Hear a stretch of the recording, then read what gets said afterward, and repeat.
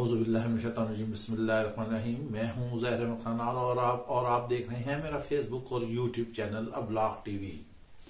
हम शुरू से पहले रोज से अपने वीलॉग में एक बात आपको बताते रहे कि परवेज इलाही किसी वक्त भी सरप्राइज देंगे।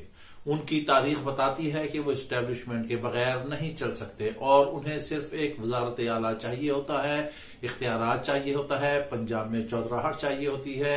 इसी वजह से वो वक्त के साथ जैसे जैसे जो भी सूरज चढ़ता है उसके यह साथ देना शुरू कर देते हैं। आपको याद होगा इन्होंने मुशर्रफ को कहा था कि हम 100 साल भी वर्दी में रखेंगे उन्हें। फिर आपको नवाज शरीफ का भी याद होगा और अब हाल में जो है इमरान खान का भी आपको याद है।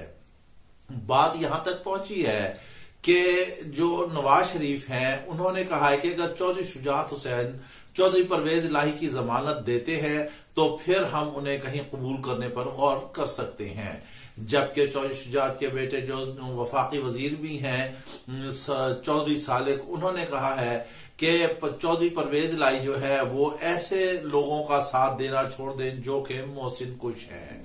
अब बात यहां मोहसिनों की पहुंची है तो असल इख्तलाफात उस वक्त शुरू हुए जब इमरान खान ने साथ बिठाकर परवेज इलाही को जनरल बाजवा की बुराइयां की और उनके खिलाफ बातचीत की। उस वक्त उनकी बॉडी लैंग्वेज बता रही थी कि बहुत वो डिस्टर्ब बैठे हुए हैं, तो आज वो खुलकर इमरान खान के सामने आ चुके हैं। उन्होंने कह दिया है कि अगर बाजवा की कोई मुखालफत करेगा तो सबसे पहले मैं मुखालफत करूंगा और उसके बाद मेरी पार्टी के लोग मुखालफत करेंगे। फिर उन्होंने एक और भी निजी टीवी से गुफ्तगू करते हुए बड़ा अहम इंकशाफ कर दिया। उन्होंने कहा कि इस्टेब्लिशमेंट चाहती है कि असम्बलियां मुद्दत पूरी करें। अब इमरान खान की सारी तगोदो, इतना बड़ा लॉन्ग मार्च और उनके ऊपर जो कातलाना हमला, इतनी तकलीफ, सब तगोदो यहां रायगान होती हुई नजर आ रही है। क्योंकि अब परवेज इलाही और इमरान खान आमने सामने आ चुके हैं। इमरान खान को भी पता चल चुका है, परवेज इलाही भी लगातार बयानात दे रहे हैं। वो मुस्लिम लीग नून के हक में बोल रहे हैं, वो नवाज शरीफ के हक में बोल रहे हैं, वो पीडीएम के हक में बोल रहे हैं। लिहाजा इमरान खान को अब ये नविश्ता दीवार पढ़ लेना चाहिए कि जो उन्होंने 6 दिन का टाइम दिया था, हमने इससे जो पहले हमारा वीलॉग था हमने आपको बता दिया था कि ये 6 दिन के मामला सिर्फ इसलिए हैं कि कहीं ना कुछ नई बात होगी और इसमें परवेज इलाही जो है वो सब निकालकर अलहदा हो जाएंगे। सो वही हुआ है। अब अगर इमरान खान पंजाब असेंबली नहीं तोड़ पाते हैं तो फिर आप देख लें कि यहां पर क्या हालात होंगे। इलेक्शन तो फिर दिल्ली दूरस्थ वाली बात है। गो के सियासतदान सारे इलेक्शनों के पीछे लगे हुए हैं, मगर असल हकायक कुछ और हैं। असल मसला इस वक्त मुल्क की मईशत का है। एलसीए जो है वो बंद पड़ी हुई है, वो खोल नहीं सकते। आपके पास पेट्रोल नहीं है, आपके पास जखायर नहीं है, आपको दुनिया पूछ नहीं रही, आपको कहीं से कोई इमदाद मिल नहीं रही है। तमाम सियासतदान इख्तिदार के पीछे लगे हुए हैं। दूसरी अहम बात यह भी है कि अगर जब तक इमरान खान को साथ नहीं बिठाया जाएगा, उनसे बातचीत नहीं की जाएगी, उस वक्त तक बैनुल अक़वामी बिरादरी जो है वो पाकिस्तान के साथ कहीं भी ताउन करती हुई नजर नहीं आ रही।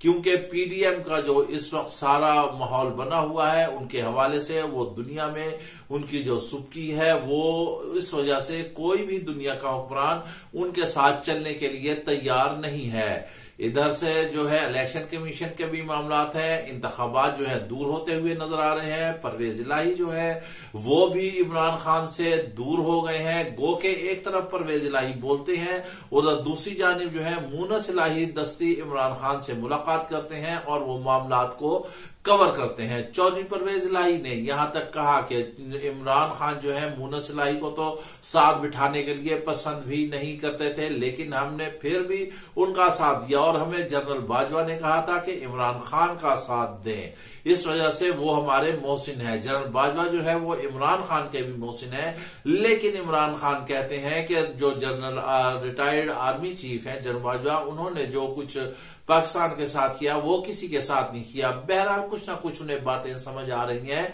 अब उन्होंने यहाँ सीपीएन के वफद से लाहौर में मुलाकात की और उन्होंने कहा कि अगर मैं इख्तिदार में आ जाता हूं तो फिर मैं बाजवा के खिलाफ कोई एक्शन नहीं लूंगा। बात है इख्तिदार की, भूख है इख्तिदार की। क्या किसी को मुल्क का एहसास है?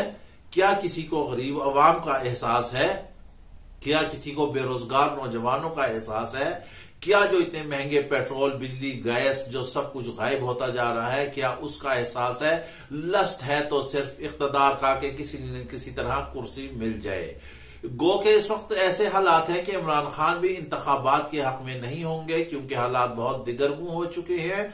अगर वो भी इख्तिदार संभालते हैं तो उनके हाथ भी कुछ नहीं आएगा। वैसे भी वो यूं कह रहे हैं कि अगर मुझे अधूरा इख्तिदार मिला जिसे मेरी अक्सरियत नहीं हुई तो मैं वो इख्तिदार नहीं लूंगा। वैसे तो ये कह रहे हैं कि वजीर आला सरहद जो है और परवेज खटक जो है कि अगर हमारा दोबारा इलेक्शन होते हैं, असम्बलियां तहरील होती हैं तो हम पंजाब में भारी अक्सरियत से जीत जाएंगे। ये बात भी बिल्कुल दुरुस्त है कि क्योंकि अवाम का जो इस वक्त वोट है वो सारे का सारा इमरान खान के हक में है। लेकिन यहां जो मुख्तदर हल्के हैं, जो मामला चला रहे हैं, जो हुकूमतों को आगे रन करते हैं, जो बहुत से सियासतदानों को आगे चलाते हैं, शायद उनकी मंशा कुछ और ही है। नवाज शरीफ भी अभी तक तेल और तेल की धार देख रहे हैं कि क्या हो रहा है, वो अभी तक वापस नहीं आए। गो के इन लोगों के तमाम के मुकदमात जो है वो खत्म होते जा रहे हैं और बहुत ज्यादा इम्कानात है कि अब नवाज शरीफ आखिरी पत्ता रह गया है, उनके भी जो है सारे मुकदमात खत्म हो जाएं और फिर वो कहेंगे कि अब आकर इलेक्शन कराए जाएं। यहां पर मुख्तलिफ आ रहा है, कहा जा रहा है कि इमरान खान के जितना इलेक्शन लिंगरान होंगे उनके हक में होगा, लेकिन हमारे तज्जिए के मुताबिक जितना इलेक्शन डिले होगा इतना इमरान खान के लिए ये नुकसान होगा।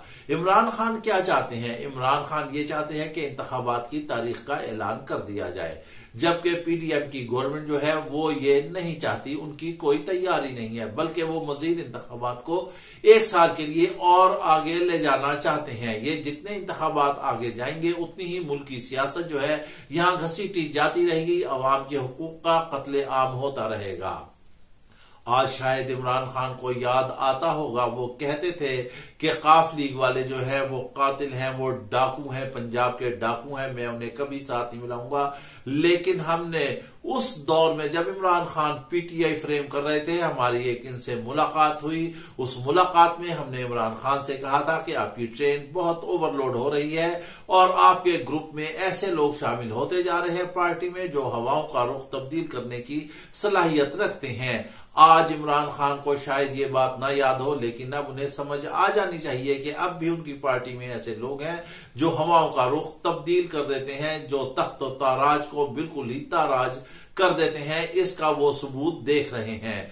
गो के उन्हें बुखार है, उनकी टांग में बेतहाशा तकलीफ है, वो इन तकलीफ के बावजूद रात दिन इजलासों की सदारत कर रहे हैं, अपना लाहेअमल तय कर रहे हैं, तकारीर कर रहे हैं, प्रेस कॉन्फ्रेंस कर रहे हैं, मीडिया से गुफ्तगू कर रहे हैं, मुखालफीन का जवाब दे रहे हैं, हर तरह से वो कमर बस्ता है।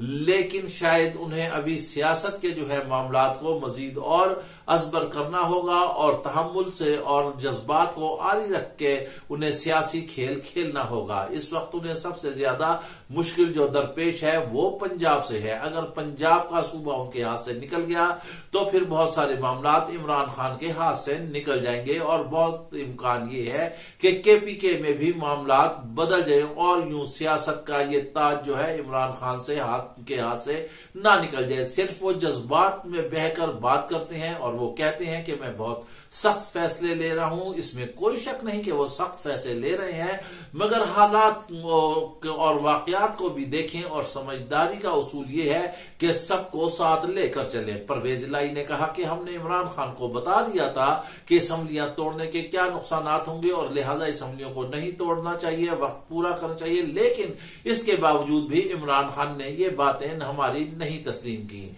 जब ये सारी बातें ऑलरेडी इमरान खान के इल्म में थी तो उन्हें सोच समझकर मामलात को आगे चलाना चाहिए था।